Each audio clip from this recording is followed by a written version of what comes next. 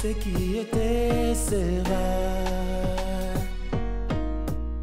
Tu ramènes toujours le passé.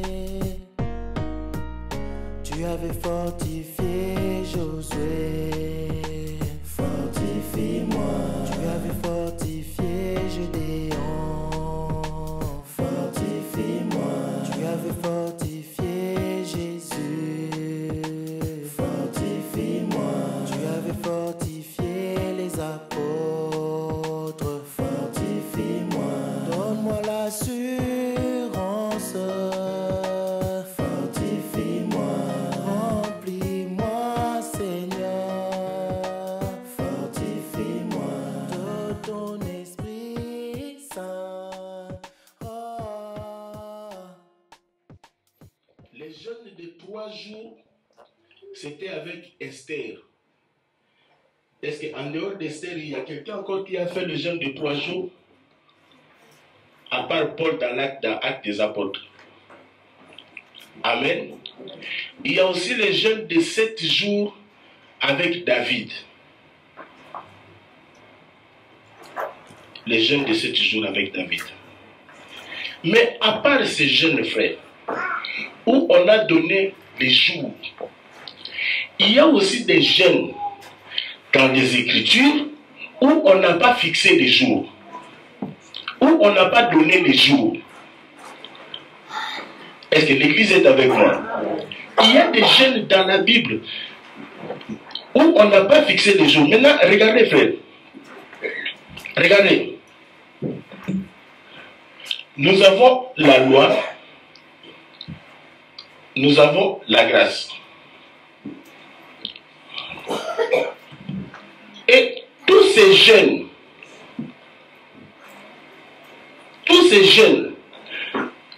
dont on a donné le jour, on va prendre quelques versets. C'était, ici on appelle la loi, on appelle aussi l'ombre. Vous êtes d'accord avec moi? La loi, c'est l'ombre. On rappelle des choses qu'on a déjà enseignées. Je parlerai vraiment comme un enseignant. Maintenant, tous ces jeunes-là se trouvent ici.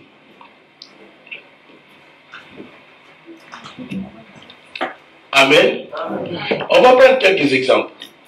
Prenez vos Bibles.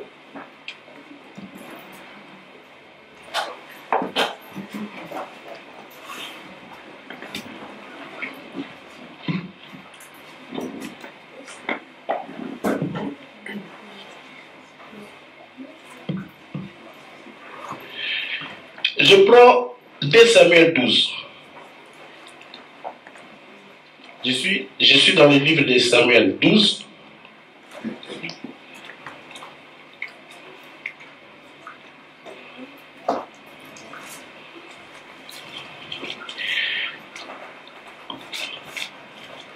Samuel 12. Je prends le verset 18. Non, je commence à partir du verset 15.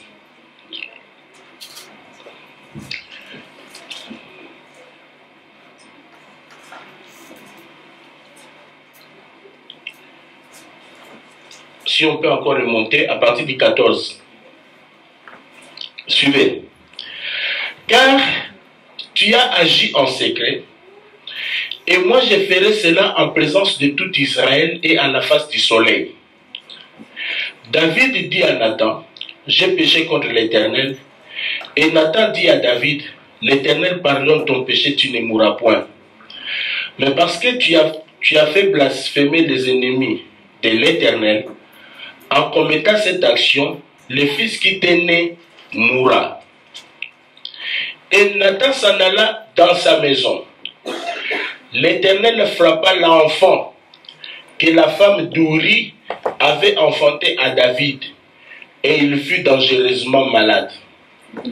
David pria Dieu pour l'enfant et jeûna. Et quand il rentra, il passa la nuit couché par terre. Les anciens de sa maison insistèrent auprès de lui pour le faire lever des terres. Mais il ne voulut point, et il ne mangea rien avec eux. Le 7e jour, l'enfant mourut.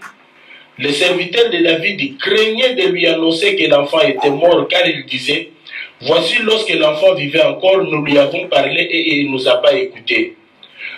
Comment oserons-nous lui dire, l'enfant est mort, il s'affligera bien davantage. » David aperçut que ses serviteurs parlaient tout bas entre eux, et il comprit que l'enfant était mort. Il dit à ses serviteurs, « L'enfant est-il mort ?»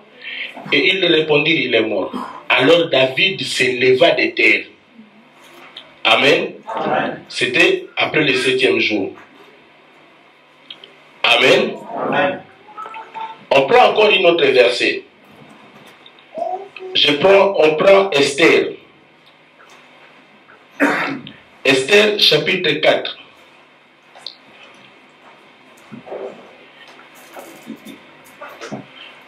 Le livre d'Esther.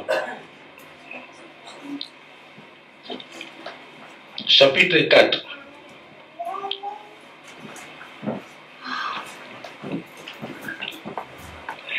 Je commence à partir du verset 15.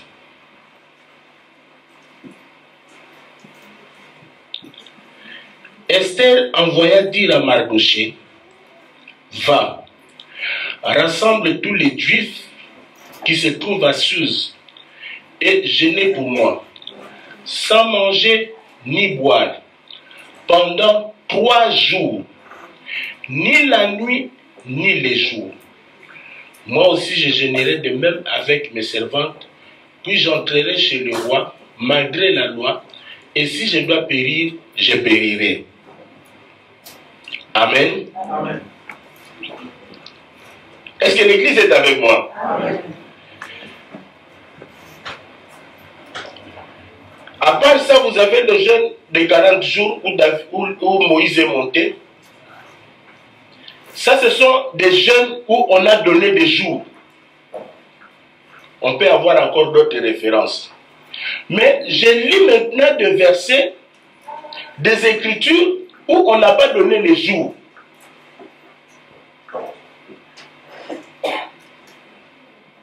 Jusque-là, je n'ai encore rien expliqué.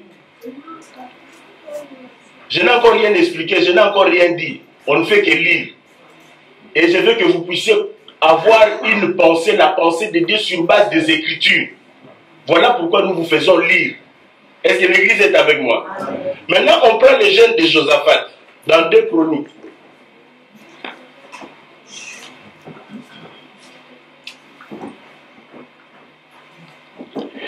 2 Chroniques 20.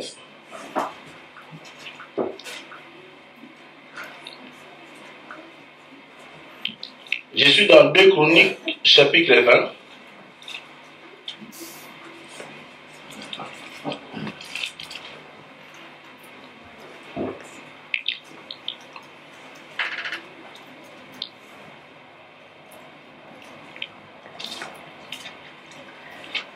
Vous avez trouvé?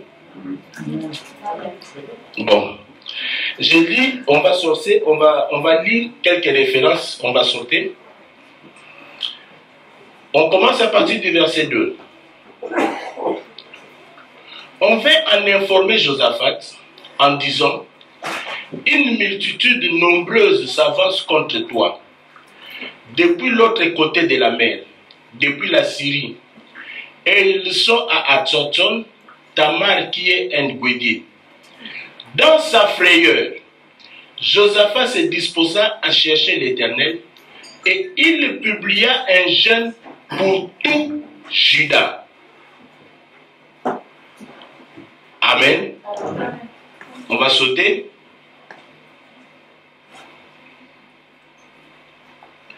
On lit le verset 20.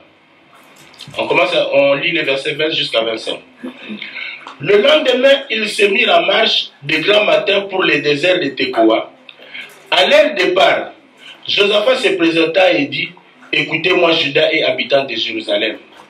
Confiez-vous à l'Éternel votre Dieu et vous serez affermis. Confiez-vous à ses prophètes et vous réussirez. » Puis d'accord avec le peuple, il nomma des chantres qui revêtus d'ornements sacrés et marcha devant l'armée.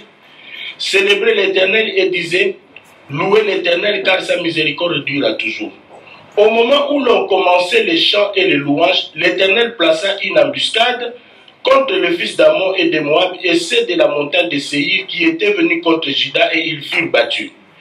Le fils d'Ammon et de Moab se jetèrent sur les habitants de la montagne de Séhir pour les dévouer par interdit et les exterminer.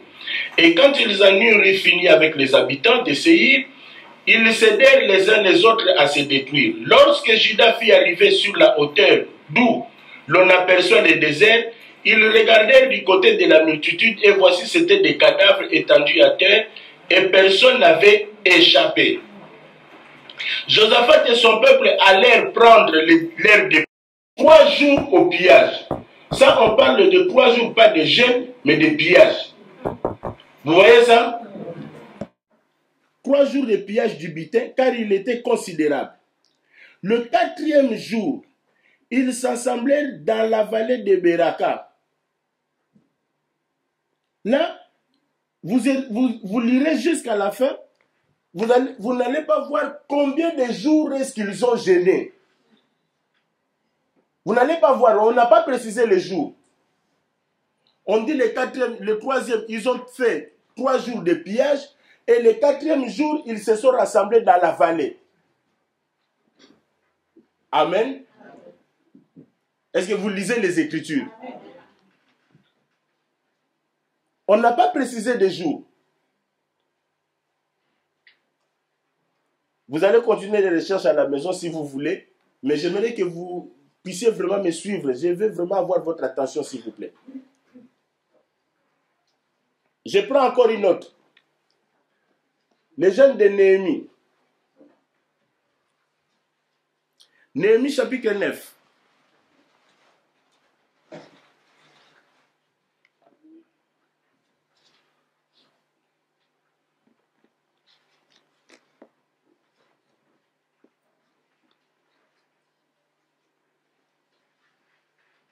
Vous allez faire des recherches à la maison. On prend Néhémie chapitre 9.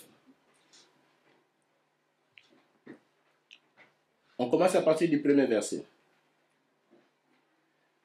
Le 24e jour du même mois, les enfants d'Israël s'assemblèrent, revêtus de sacs et couverts de poussière pour la célébration d'un jeûne. Ceux qui étaient de la race d'Israël, s'étant séparés de tous les étrangers, se présentèrent et confessèrent leurs péchés et les iniquités de leurs pères. Lorsqu'ils furent placés, on lit dans les livres de la loi de l'Éternel leur Dieu pendant un quart de la journée, et pendant un autre quart, ils confessèrent leurs péchés et se prosternèrent devant l'Éternel.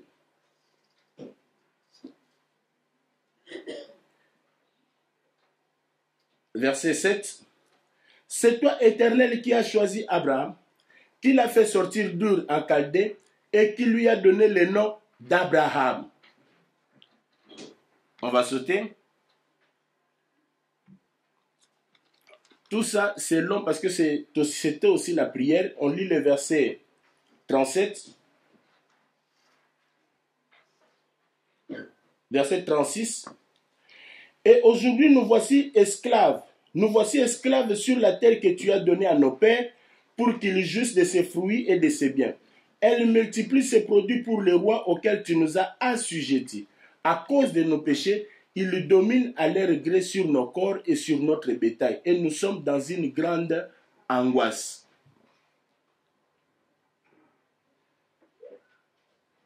Et vous allez continuer à la maison. Ici, pour les jeunes de Néhémie, je vais souligner quelque chose. On n'a pas précisé des jours, mais on nous dit que pour ces jeunes, pour jeûner, ils ont pris des sacs. Ils ont porté des sacs. Amen. Amen. Ça, c'est les jeunes de Néhémie.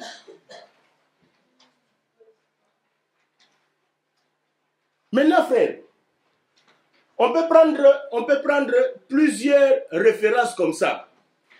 On peut prendre plusieurs références comme ça. On a aussi les jeûnes d'esgrâce, où pour jeûner, ils ont porté aussi des sacs et ils ont mis des cendres, de la poussière sur leur corps. Amen. Maintenant, ma question est celle-ci. Je commence par une question, frère, pour développer ma pensée. Je commence par une question. Sur quelle base de l'écriture les gens se basent pour séparer et prendre le jeûne de 3 jours, de 7 jours, de 40 jours sont des jeûnes que nous devons faire, et les autres jeûnes, pourquoi est-ce que nous ne devons pas les faire? Sur quelle base de l'écriture? Parce que tous ces jeûnes-là étaient dans l'ombre. Est-ce que l'église est avec moi? Amen. Tous ces jeûnes-là étaient dans l'ombre. C'est ici, frère, c'est ici que je vais vous démontrer la folie des hommes qui se disent hommes de Dieu, mais qui disent des choses, ils disent une chose et son contraire. Il prêche quelque chose, et après, dans un autre enseignement, il dit le contraire. Est-ce que l'église me suit très bien? Je pose la question, frère. Sur quelle base, ou sur quelle écriture se base-t-on pour dire que non, nous devons faire le jeûne de 3 jours, nous devons faire le jeûne de 7 jours, et le jeûne de 40 jours, mais le jeûne de 2 jours, on ne peut pas le faire, parce que ce n'est pas dans les Écritures. C'est ici, frère, où j'ai dit que le prédicateur de l'évangile éternel, il condamne Pierre Casse, mais eux-mêmes sont des petits Pierre Casse. Il condamne Pierre Casse. Pourquoi? Parce que Pierre Casse, vous connaissez Pierre Casse? Oh, Pierre Casse, c'est le prédicateur qui a dit que notre père Abraham avait plusieurs femmes. Lui aussi, il doit avoir plusieurs femmes. David avait plusieurs femmes. Lui aussi, il doit avoir plusieurs femmes. Salomon avait plusieurs femmes. Lui aussi, et il a prêché. Et dans son église, il y a des polygames. Donc, ça dit que tu peux épouser. Lui-même, il a 10 femmes. Lui-même, il a 10 femmes. Est-ce que vous comprenez ça? Amen. Maintenant, on condamne Pierre Casse. Pourquoi on condamne Pierre Casse? Regardez, frère. Pierre Casse est resté sur la lettre. Vous voyez ça? Il est resté sur la lettre. C'est-à-dire que pour lui, il a lu qu'Abraham a eu plusieurs femmes. Or, dans ces lettres, il y a une explication. Voilà pourquoi Paul dit, la lettre tue. Ils sont morts, frère. La lettre les a tués. La lettre a tué Pierre Casse. De la même manière, la lettre est en train de tuer nos prédicateurs de l'évangile parce qu'ils sont restés dans ces choses sans avoir l'explication. Parce que ces jeunes frères, écoutez-moi très bien l'église, ces jeunes-là, oh Dieu, que Dieu nous fasse grâce. C'est ici où j'ai dit, nous disons une chose et puis nous disons le contraire. Ça c'est la folie, frère. Regardez qu'est-ce que Luc dit. Luc chapitre 24. Luc, je suis dans le livre de Luc. Luc chapitre 4. 24.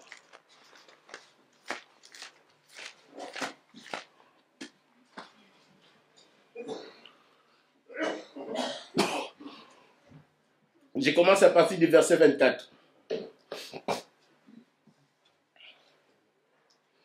Quelques-uns de ceux qui étaient avec nous sont allés au sépulcre et ils ont trouvé les choses comme les femmes l'avaient dit. Mais lui, ils ne l'ont point vu. Alors Jésus leur dit, ô homme sans intelligence. Je souligne ça, frère. Homme sans intelligence. et dont le cœur est là à croire tout ce qu'ont dit les prophètes. Ne fallait-il pas que le Christ souffrit ces choses et qu'il entra dans sa gloire?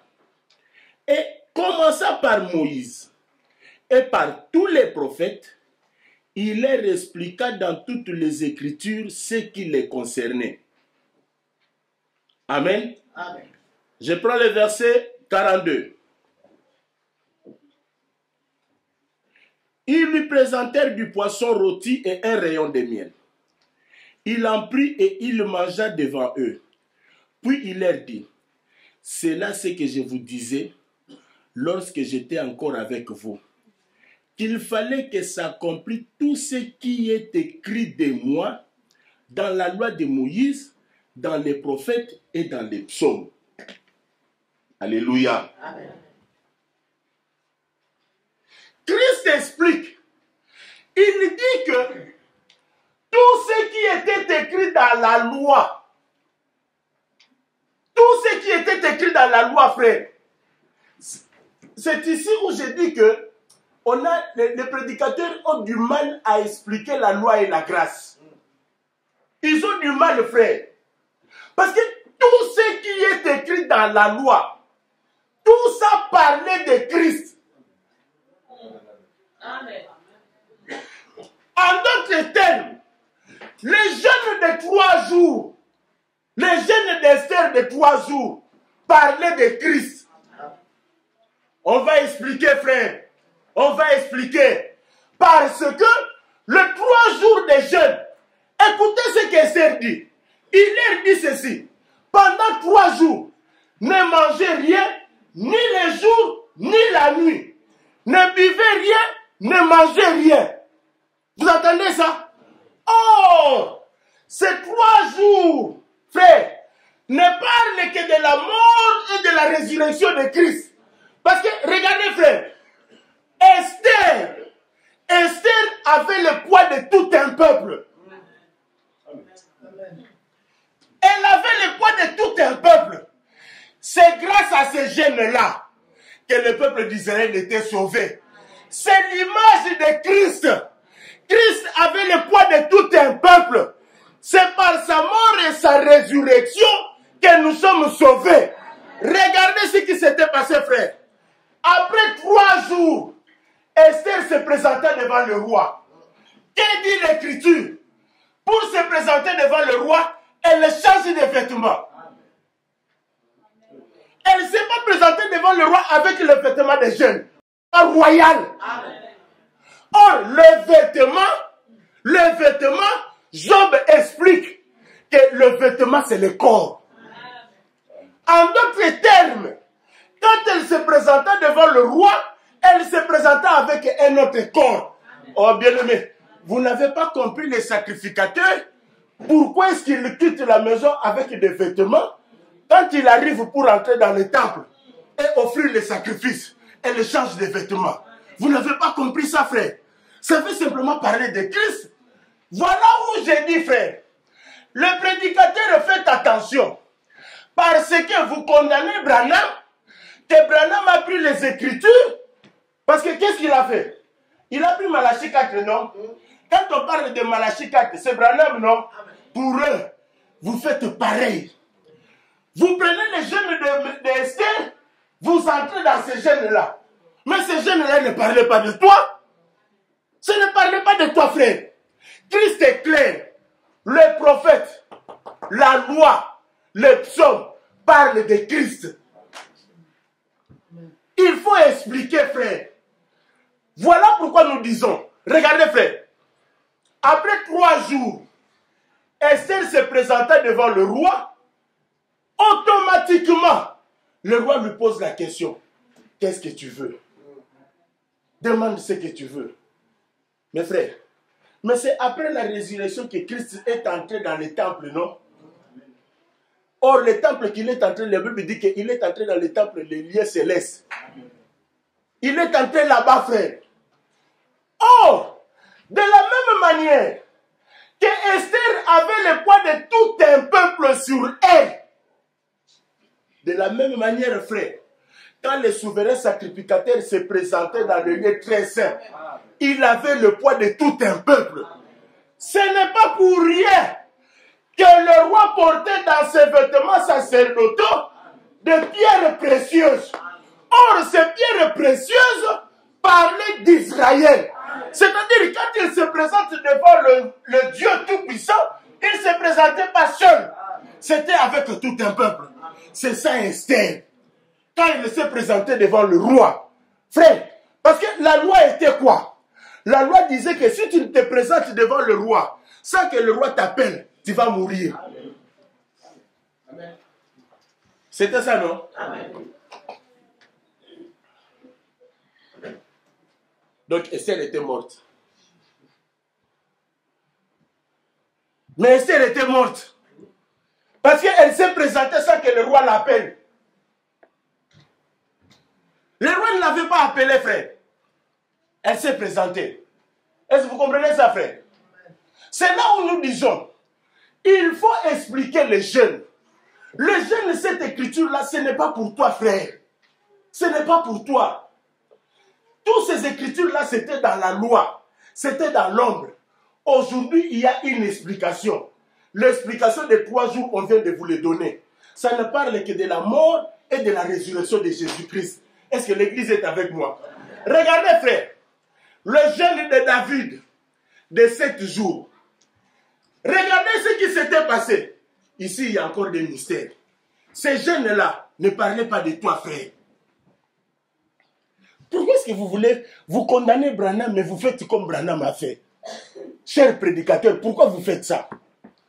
Vous condamnez Branham parce qu'il est entré dans Malachie 4, mais vous aussi vous entrez dans des écritures, vous vous appropriez des écritures et ça devient vos écritures. Mais Christ dit que toutes ces écritures-là parlaient de lui. Je t'explique, frère. Quand il lui dit que je ne suis pas venu abolir la loi, mais je suis venu accomplir. Mais ce n'est pas toi qui accomplis la loi. Oh Seigneur Dieu. C'est lui qui accomplit la loi, c'est Christ. Lui, il n'est pas venu abolir. C'est-à-dire quoi? Il n'est pas venu pour abolir parce que Christ, dans sa marche, il ne contredira pas la loi. Il marchera selon la loi. Pourquoi? Pour sauver un peuple. Est-ce que l'église est avec moi? Voilà comment nous avons étouffé le Saint-Esprit. Paul explique ces choses. Je reviendrai. Je serai là avec Paul, frère. Paul est d'accord avec moi, vous allez voir. Le jeûne de 7 jours de David. Qu'est-ce qui s'était passé, frère? Regardez. Nathan, il vient donner le message à David. Il lui dit, David, un homme, vous connaissez comment il a commencé, non? Je vous épargne les détails, frère. Et à la fin, il lui dit, cet homme, c'est toi. David s'est rendu compte qu'il avait péché. Or, la femme d'Uri, que David avait pris, c'était la femme d'Uri, non? Et Uri a été tué. Vous savez que Uri a été tué? Tout ça, il faut expliquer. Écoutez-moi très bien, suivez, frère. Je vous explique tout ça. Le ministère est là pour expliquer. David prit la femme d'Uri. La femme mit au monde un enfant. Quand le prophète Nathan vient, il lui explique toutes ces choses. Qu'est-ce que David fait? L'Écriture dit que David a pris la décision de jeûner. Il a jeûné pourquoi? Dans sa tête, il se disait que peut-être que Dieu aura pitié de moi et que l'enfant vivra. 7 jours après, merci Seigneur. Pourquoi pas 4 jours? Pourquoi pas 5 jours? Pourquoi pas 8 jours? Seulement 7 jours après. 7 jours, frère, l'enfant meurt. Il y a une explication, mes bien-aimés. Ne restez pas sur la lettre. La lettre tue. Est-ce que l'église est avec moi? La lettre vous tue, frère. La lettre tue. Ce n'est pas moi qui le dis, c'est dans les Écritures. Mais l'esprit vivifie. Or, quand on dit que l'esprit vivifie, parce que c'est l'esprit qui donne l'explication de la lettre. C'est l'esprit qui donne l'explication de la lettre. Est-ce que l'église est avec moi? Regardez, frère. David a eu un enfant, cette femme, la femme d'Uri. Elle s'appelle Bathsheba. Amen. Mais regardez ce qui s'était passé. Je suis dans le livre de 2 Samuel. C'est 2 Samuel, hein?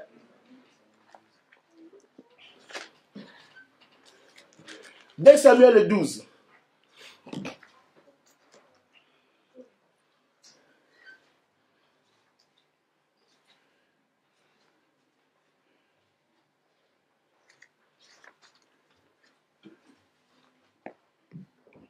Dès Samuel 12.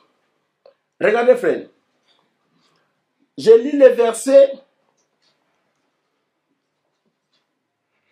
Je commence à partir du verset 20. Alors, David se leva de terre. Il se lava, soignit et changea de vêtements. Vous avez vu ça?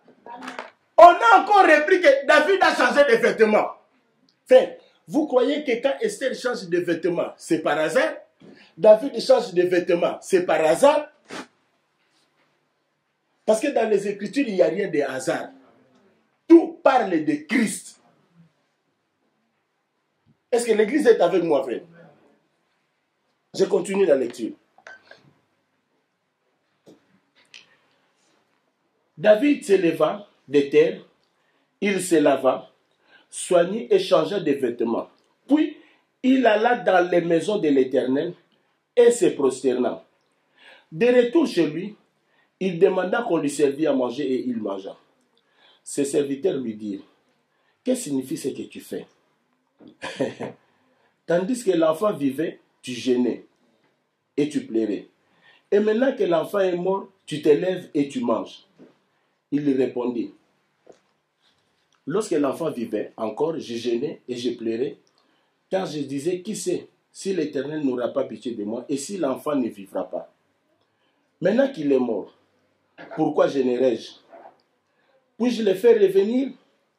J'irai vers lui, mais il ne reviendra pas vers moi. Regardez maintenant le verset 24. David consola Bathsheba, sa femme, et il alla auprès d'elle et coucha encore avec elle. Elle enfanta un fils qu'il appela Salomon, qui fut aimé de l'Éternel. C'est étonnant, frère. C'est étonnant. Frère, si tu prends seulement la lettre, tu vas mourir. Parce que comment expliquer que cette même femme, Bathsheba, que Dieu a condamné la relation avec David, qui a mis l'enfant au monde, parce qu'elle était dans le péché, l'enfant meurt. C'est une punition. Toujours avec cette même femme, David eut encore un enfant qu'on appela Salomon. Et l'Écriture dit, Dieu aima cet enfant. Je m'étonne, frère. Ce n'était pas une autre femme. C'était toujours Bathsheba. Explique-moi, Dieu. Qu'est-ce qui a fait que tu changes de position? Qu'est-ce qui a fait que Dieu change, frère? Mais vous ne me posez pas la question. Vous prenez seulement 7 jours. 7 jours, frère. Je ne vois que les jeunes de 7 jours. Si tu ne gênes pas 7 jours, tu es dans le péché. L'Écriture dit, hein, si tu accomplis la loi dans toute sa totalité. Parce que si tu pêches contre une loi, tu pêches contre toutes les lois. C'est-à-dire, en d'autres termes, si tu acceptes les jeûnes de 3 jours, les jeûnes de 7 jours, les jeûnes de 40 jours, accepte aussi les jeûnes de sac et les jeûnes de cendres. Il faut que tu portes un jour les sacs. Voilà pourquoi les gens qui n'ont pas compris les Écritures, au pays là-bas, nous avons une église qui porte les sacs. On les appelle le Taonda, ils sont dans les gènes. Pourquoi tous les jours, ils portent les sacs et ils mettent des cendres sur leur corps? Et au moins, ils respectent la mafia. 3 jours, mais prends aussi les gènes des sacs, prends aussi les gènes des cendres. Comme ça, tu vas au bout avec la loi, frère. Parce que si tu fais seulement les gènes de 3 jours, et sans faire, parce que je vais vous dire, frère, regardez, en Israël, ces gènes étaient programmés. En Israël, il y avait une loi qui programmait des gènes. Maintenant, si tu prends les gènes de 3 jours, il faut aussi suivre à la lettre, frère, toutes ces périodes de jeûne. Il y a une écriture qui explique ça. Je vais le retrouver. Où on parle des jeûnes de 7e mois, de 3e mois, de 8e mois. Il y avait des jeûnes comme ça. Est-ce que l'Église entend ce que je dis? Amen. Maintenant, si tu veux respecter la loi, frère, mais va jusqu'au bout, il faut qu'au 3e mois, tu fasses un jeûne. Le 6e mois, que tu fasses aussi un autre jeûne. Au 8e mois, que tu fasses aussi un autre jeûne. C'est là où nous disons, frère, vous n'avez pas compris. Pourquoi est-ce que vous voulez donner à Israël ce que Israël, Dieu lui a ôté? Ce que Dieu lui a ôté, vous voulez encore lui donner, frère. Pourquoi ça? Regardez, frère.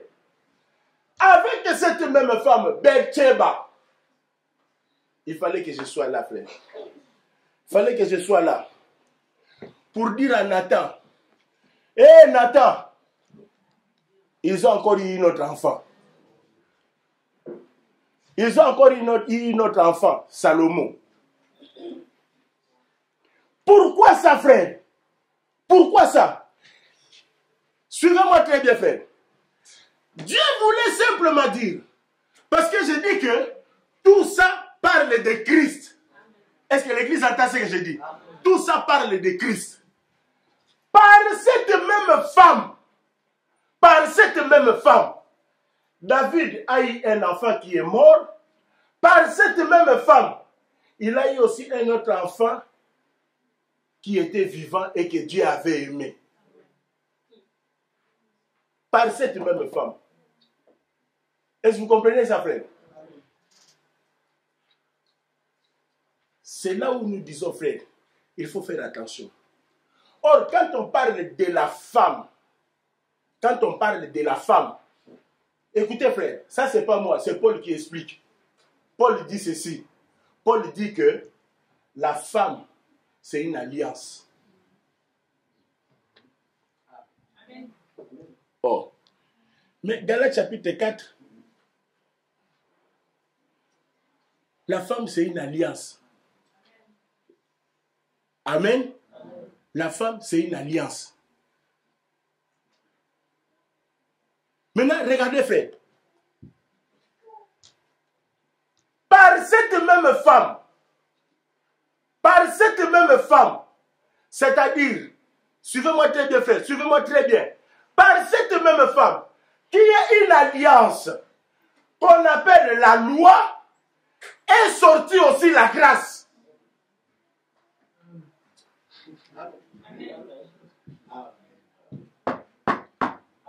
Parce que le salut vient des Juifs. Amen. Le salut ne vient pas du Bas-Congo, ni du Congo. Non, le salut vient des Juifs. Par cette même alliance. Oh, Romains 9. Romains 9. Je suis dans Romains chapitre 9. Je suis dans Romains chapitre 9.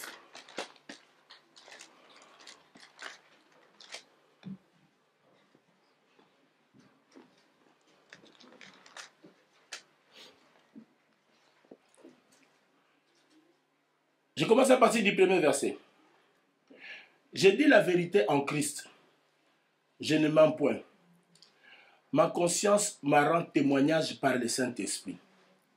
J'éprouve une grande tristesse et j'ai dans le cœur un chagrin continuel, car je voudrais moi-même être anathème et séparé de Christ pour mes frères, pour mes parents, selon la chair, qui sont israélites, à qui appartiennent l'adoption et la gloire, et les alliances, et la loi, et les cultes, et les promesses, et les patriarches.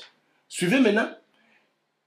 Et de qui est issu, selon la chair, le Christ.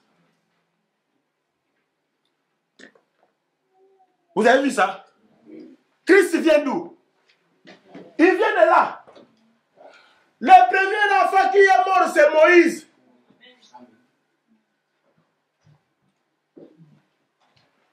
Le premier enfant qui est mort, c'est Moïse.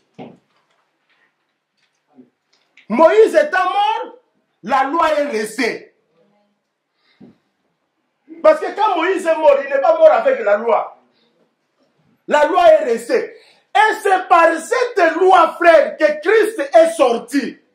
Tout ça, c'est pour éviter la folie des gens aujourd'hui qui veulent nous faire croire que le salut vient de Kentucky.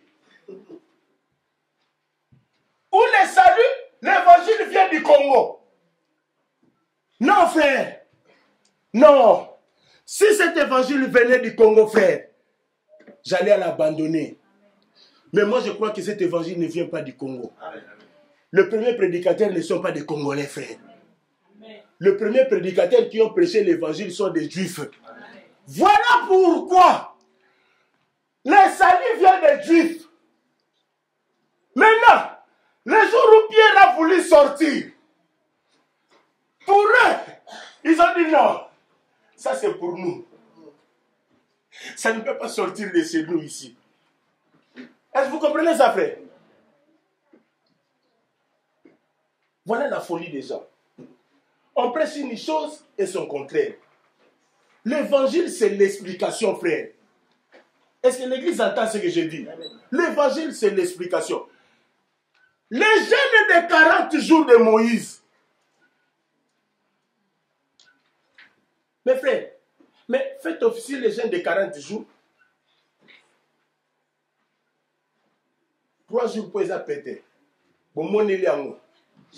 Faites aussi les 40 jours.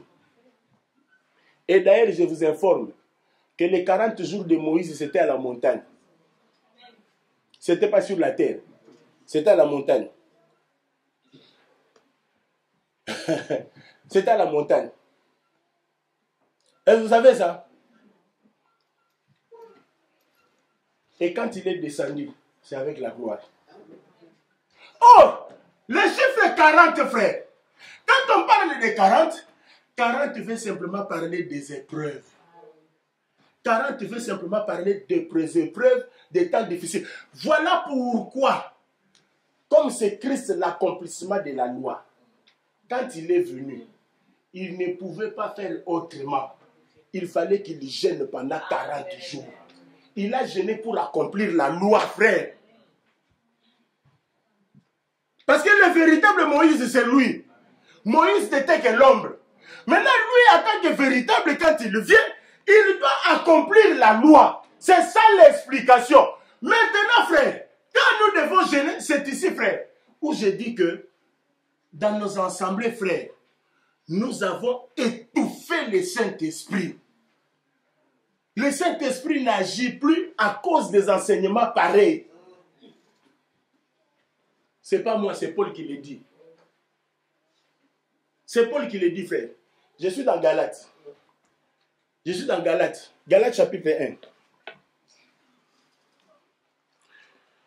Je suis dans le livre de Galates. Galates chapitre 1.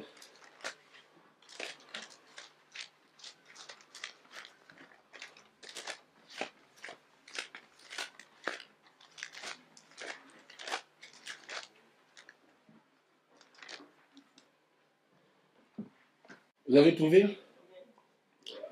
Je commence à partir du verset 6. Frère, je veux que nous puissions lire ensemble.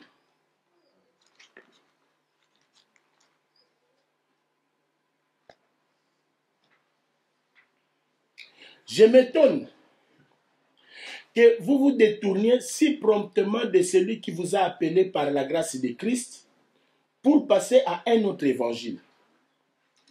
Non pas qu'il y ait un autre évangile, mais il y a des gens qui vous troublent et qui veulent renverser l'évangile de Christ.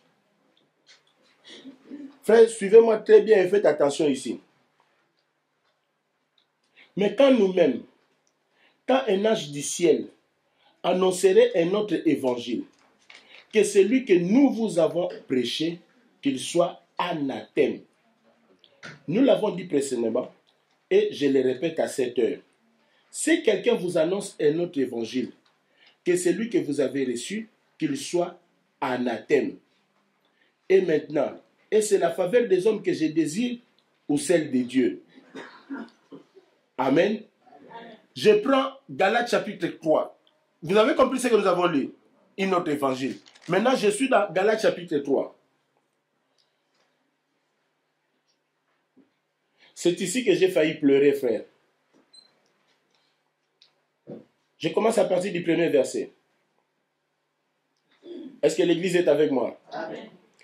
Ô Galates, dépourvus de sens, qui vous a fasciné, vous aux yeux de qui Jésus-Christ a été peint comme crucifié. Voici seulement ce que je vais apprendre de vous. Et c'est par les œuvres de la loi que vous avez reçu l'Esprit ou par la prédication de la foi. Êtes-vous tellement dépourvu de sens? Après avoir commencé par l'Esprit, voulez-vous maintenant finir par la chair? Avez-vous tant souffert en vain? Si toutefois c'est en vain, celui qui vous accorde l'Esprit et qui opère des miracles parmi vous, le fait-il donc par les œuvres de la loi ou par la prédication de la foi? Le miracle parmi nous s'opère par la prédication de la foi. Quand Paul parle d'un autre évangile, les gens qui se détournent d'un autre évangile, c'est-à-dire que ce sont les gens qui amènent, parce que ça existait, c'était comme ça, on en parlera, on expliquera ça. Il y avait des gens qui amenaient l'évangile de Christ et ils le mélangeaient avec la loi. Vous comprenez? Oh, est-ce que l'Église est avec moi? C'est ce que Paul explique. C'est là où Paul le dit, frère, que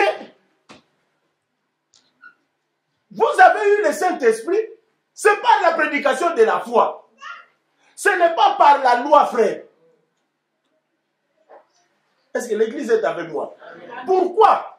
Parce que la loi n'était pas pour nous, frères. La loi, c'était pour Israël. La loi, l'Écriture dit que c'était un pédagogue pour nous amener à Christ. Et Christ lui-même, il vient, il explique. Il dit que la loi parlait de moi. Est-ce que l'Église est avec moi? Amen. Mais là, chaque fois qu'on lit la loi, ce n'est pas pour que nous puissions mettre ça en pratique, mais c'est pour vous trouver Christ. Amen. Chaque fois qu'on lit la loi, aujourd'hui, c'est pour avoir la révélation. Parce que Christ est caché dans la loi.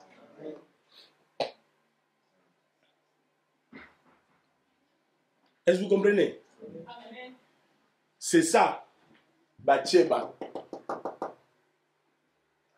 C'est ça, Bathsheba. L'enfant qui est mort, même Bathsheba, elle donne la vie à un enfant qui est vivant. C'est ça, Bathsheba. Est-ce que l'Église est avec moi? Amen. Maintenant, Paul pose la question, frère. Est-ce que vous avez reçu le Saint-Esprit par la prédication de la loi ou par la prédication de la foi? Aujourd'hui, frère, je vous dis franchement, nous avons un problème, même avec nos prédicateurs de l'Évangile. Pourquoi? Simplement parce que les gens n'arrivent même pas à faire la différence. Il y a même des choses aujourd'hui qui sont dans la loi et on fait appliquer ça aux frères et sœurs au nom de la doctrine.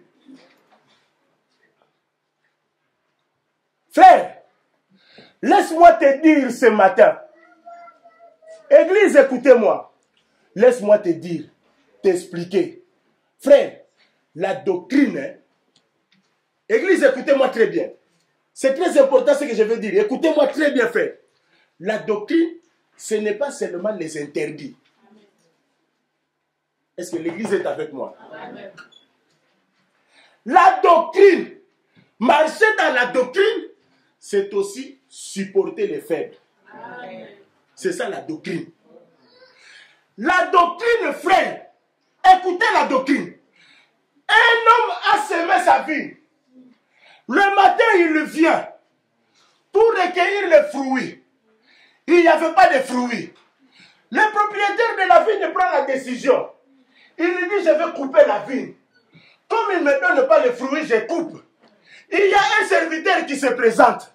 Et il lui dit, maître, ne coupez pas. Laissez-moi le temps. Je vais creuser.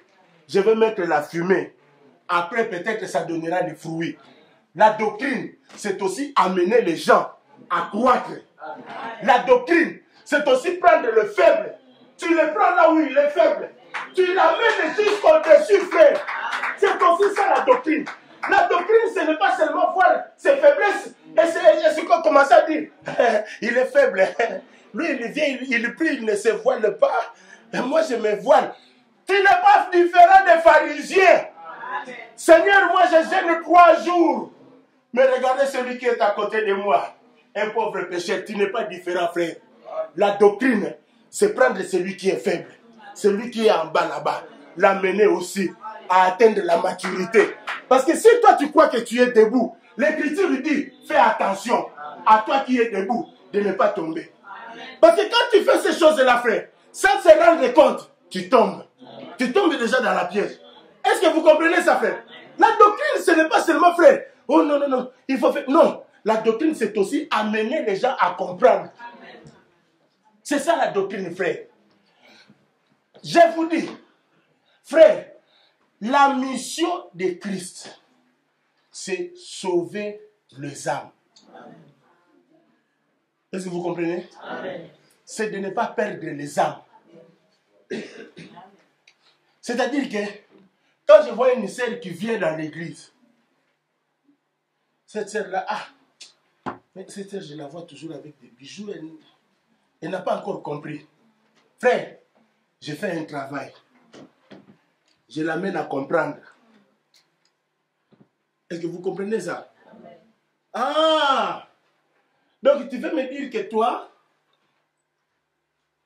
qui es le gardien de la doctrine, je ne sais comment tu es devenu le gardien de la doctrine, toi qui te prétends le gardien de la doctrine, tu es né comme ça, tu as grandi automatiquement avec la connaissance que tu as aujourd'hui. Mais il y a des gens qui ont fait le travail sur toi, frère, pour que tu arrives au niveau où tu es. Mais accepte aussi de faire le travail aussi pour les autres frères. C'est ça la doctrine. La doctrine, c'est aussi l'amour. Voilà pourquoi j'aime le pasteur Jacob. Un pasteur doux. Un pasteur plein d'amour. Il raconte son frère Esaü. Esaü lui dit, bon, on doit marcher. Mais écoutez le pasteur Jacob. Ça, c'est un bon pasteur. J'aime ce pasteur. Il dit à son frère, dans mon équipe, j'ai des enfants. J'ai aussi des brebis qui viennent de naître. Toi, tu vas. Moi, je vais marcher au pas de ces brebis-là pour qu'on puisse arriver là où nous devons arriver. C'est ça la doctrine, frère. Amener les gens qui sont faibles, les gens qui sont en bas, les amener aussi à atteindre la maturité. Est-ce que l'église comprend ce que je dis? Parce que si tu n'as pas compris ça, frère, si tu n'as pas compris ça, l'église deviendra l'église des gens aigris. Est-ce que vous comprenez ça? La doctrine, frère, c'est aussi voir la poutre qui est dans ton œil, de ne pas seulement voir la paille qui est dans l'autre. C'est aussi ça la doctrine. Maintenant, vous prenez seulement une partie de la doctrine, vous brandissez la doctrine, frère. Vous n'avez rien compris de la doctrine, frère. Parce que, regardez, Paul dit ceci. Faites attention aux brebis du Seigneur. Parce que Jésus a donné, acte 20. On va lire ça, frère. Acte chapitre 20.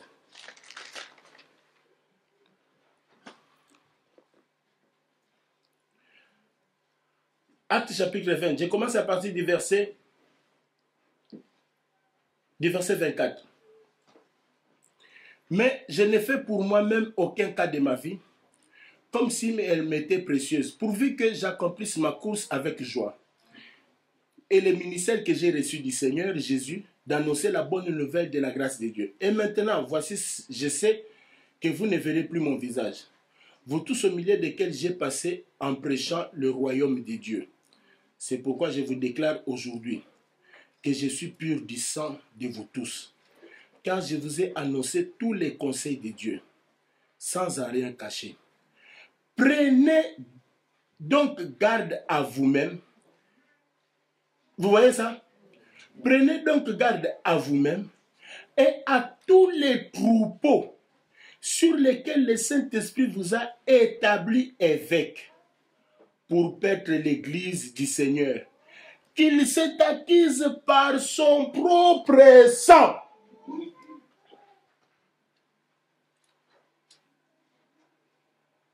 Christ a payé un prix.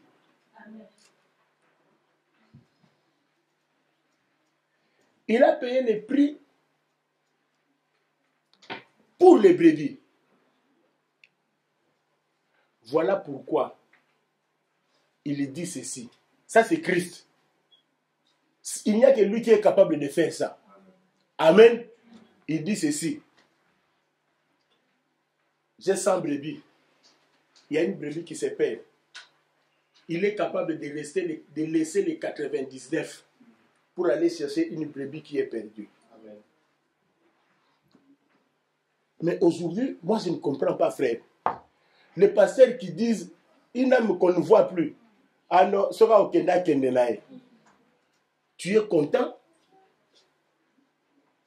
pour le départ d'une âme? Non, frère. Non. Écoutez, ça fait un temps que notre frère Josué et la sœur Julie, on ne les voyait plus. Mais je vous informe, mes bien-aimés, on était en train de prier pour vous. L'apôtre est la témoin. Quand on ne vous voyait plus là, on était là inquiets. On parlait avec lui, mais on ne les voit plus. Qu'est-ce qui se passe? Frère, on doit continuer à prier pour eux. Si ce sont des enfants de Dieu, ils vont revenir. Je vous dis, frère, même pour Joachim qui est parti là, on continue à prier pour lui. Si vous ne le savez pas, frère. Pourquoi? Parce qu'on se dit que cette âme-là, le Seigneur a donné son sang pour lui. Tu ne connais pas la valeur des âmes, frère. Tu ne connais pas. Tu ne connais pas la valeur des âmes. Voilà pourquoi, pour toi, maintenant, ce qu'on prend comme argument, oh frère, il n'était pas des nôtres. Il n'était pas des nôtres. Mais avant que tu sois convaincu qu'il n'est pas des nôtres, il doit d'abord mourir dans les péchés. Mais avant, frère, il faut travailler. Est-ce que l'église comprend ce que je dis? Il faut qu'on fasse un travail, frère. Dans la prière, est-ce que l'église comprend ce que je dis? Amen. Surtout dans la prière. Aimez les âmes. Amen. Aimez les âmes, frère. Non seulement à cause des intérêts matériels. Parce qu'il y a des pasteurs du privilège. Ah, mais là, quand il vient, la dîme qu'il lui donne.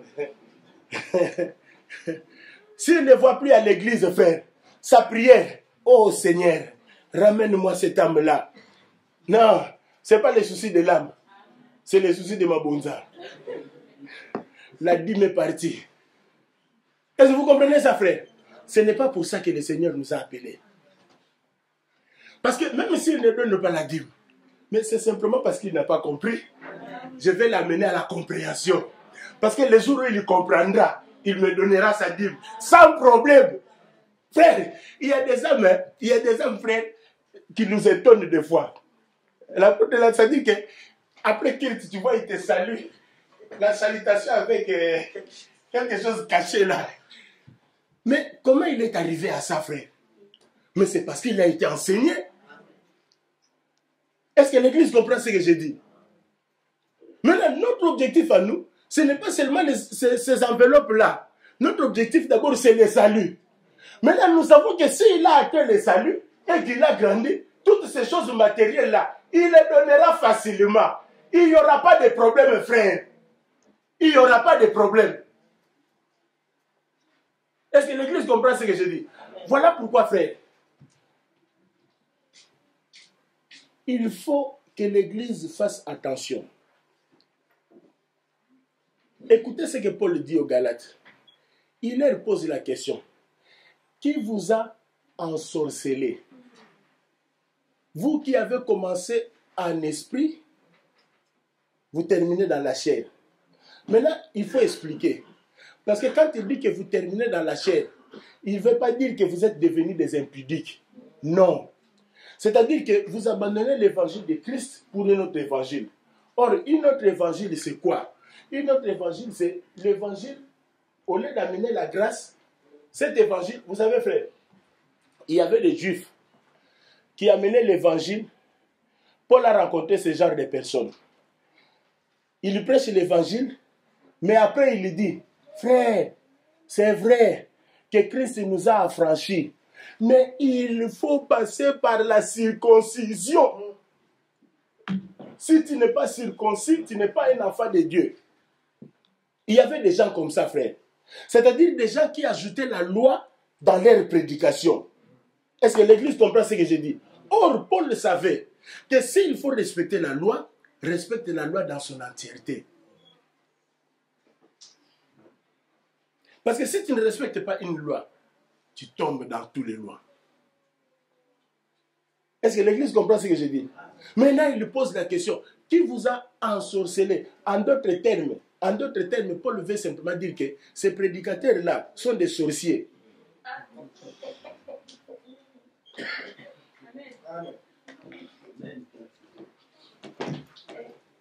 Frère, bon, je vais spirituellement. Je vais au niveau de l'esprit. Pour dire ceci, j'explique quelque chose de spirituel. Frère, il faut prendre la parole, comment dire ça? Prendre la parole avec son importance et la valeur qu'il a. Je vais dire ceci. Quand Paul pose la question, est-ce que vous avez reçu le Saint-Esprit par la loi ou par la prédication de la foi?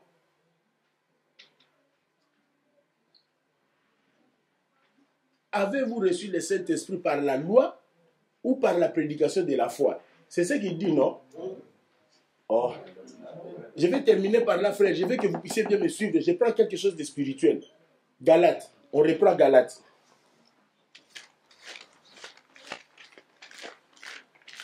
Vous n'avez pas les yeux. Nous avons les yeux, nous voyons. Et nous vous ouvrons les yeux, frère. Regardez.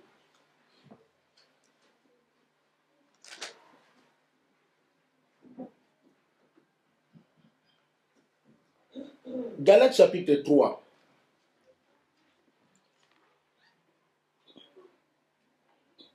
Ô Galates, premier verset, je commence.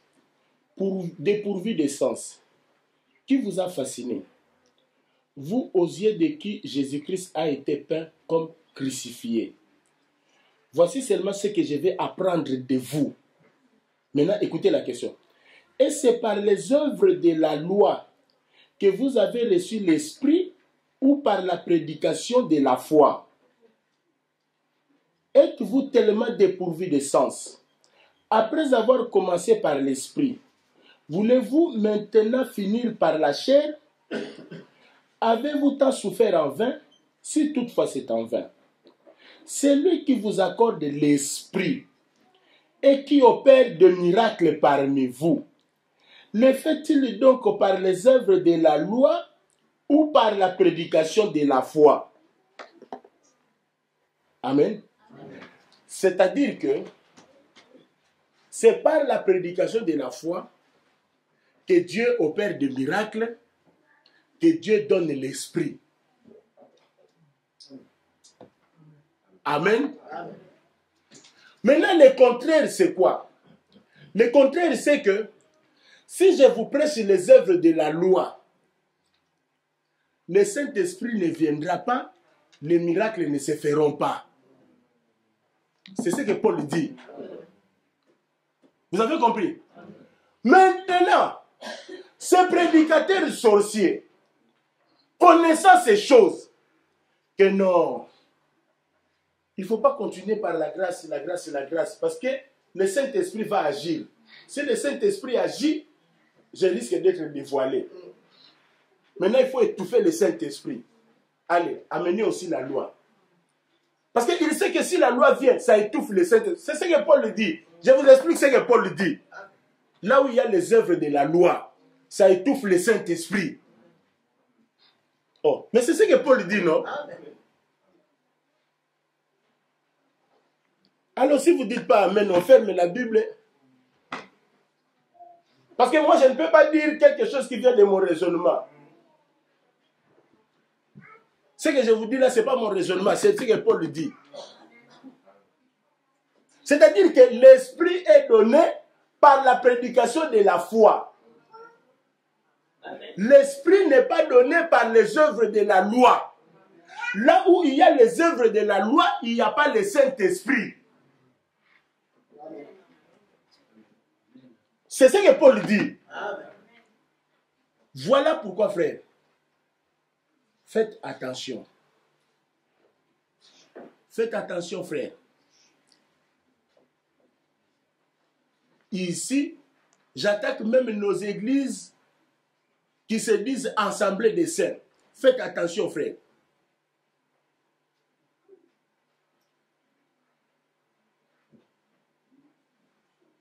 Voilà pourquoi je suis d'accord avec le docteur Maurice. Quand il dit que ce n'est pas possible. Comment est-ce que dans une église, on peut faire des années sans miracle? Non, frère. Ce n'est pas possible.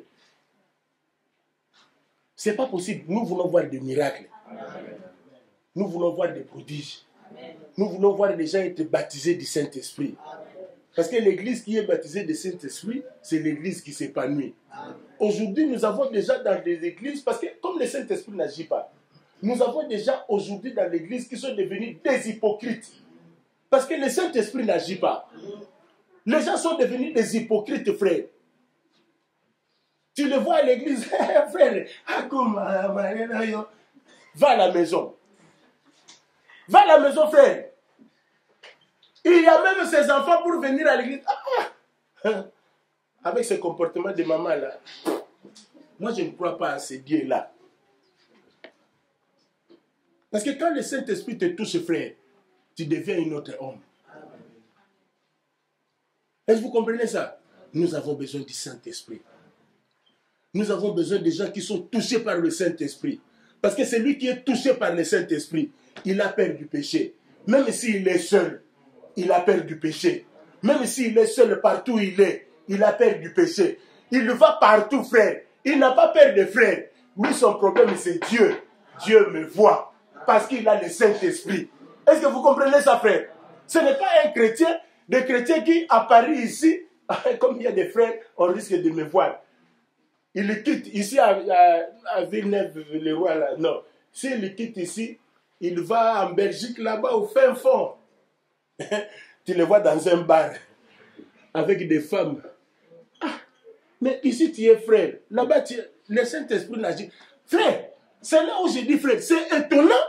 C'est là où il faut comprendre que ces choses de Dieu, il faut le Saint-Esprit. Parce que comment expliquer que ce frère-là vient écouter la parole, mais là où il est, le Saint-Esprit ne lui dit rien. Mais simplement parce qu'il n'a pas le Saint-Esprit. Parce que s'il avait le Saint-Esprit, frère, même en Belgique, en cachette, le Saint-Esprit lui dira, frère, tu es un frère. Ce n'est pas ta vie. Même si personne ne le voit, il sortira et il va s'agenouiller. Seigneur Dieu, pardonne-moi, j'ai péché. Même si personne ne l'a vu, frère. Pourquoi? Parce que le Saint-Esprit agit. Nous voulons que le Saint-Esprit puisse agir, le frère. Que le Saint-Esprit puisse agir. On n'est pas des policiers, frère. Dans l'église, écoutez, nous sommes des frères. Le frère veille les uns sur les autres. Est-ce que vous comprenez ça? Nous sommes les gardiens des uns des autres. Je vous avais déjà prêché ça sur les gardiens. Mais on n'est pas des policiers. Est-ce que vous comprenez? On n'est pas des policiers, frère. Les gardiens, qu'est-ce qu'ils font? Les gardiens, ça dit que si je te vois dans une faiblesse, je viens avec amour, frère. Est-ce que vous comprenez ça? Je te dis, frère, mais toi tu es déjà frère. Ça, ce n'est pas ta vie. Tu es un enfant de Dieu. Peut-être que les frères n'avaient pas la connaissance. Je lui donne la connaissance. Est-ce que vous comprenez ça? Mais on n'est pas des policiers. Frère, non, non, non, non, non, non, non. Moi, je me tourne d'ailleurs, je pense que je ne vais pas me lier avec toi. Frère, faites attention. Parce que cette âme-là, que toi tu vois païen aujourd'hui, tu ne sais pas ce qu'il sera demain. Est-ce que vous comprenez ça? Tu ne sais pas ce qu'il sera demain. Peut-être que toi tu seras fidèle, lui deviendra ton prédicateur. C'est comme ça que Dieu fait, frère. C'est comme ça que Dieu fait. Est-ce que vous comprenez ça? C'est comme ça que Dieu fait. Pourquoi? Parce que toi tu es aigri là, tu ne t'épanouis pas. Nous voulons des fidèles épanouis, frère. Déjà épanouis. Spirituellement, matériellement, déjà épanouis. Or, pour ça, il faut que le Saint-Esprit fasse son travail. Laissons la place au Saint-Esprit d'agir. Que Dieu vous bénisse, frère. Ce qui était sera. Tu ramènes toujours le passé. Tu avais fortifié Josué.